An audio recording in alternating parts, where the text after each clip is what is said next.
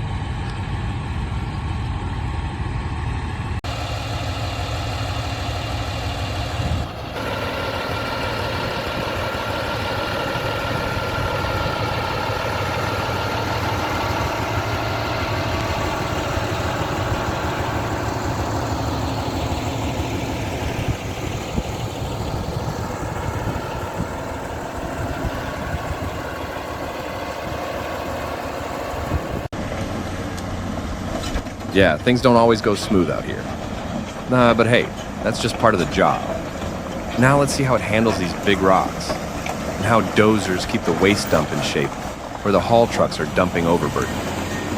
Enjoy the video, and I'll see you at the end.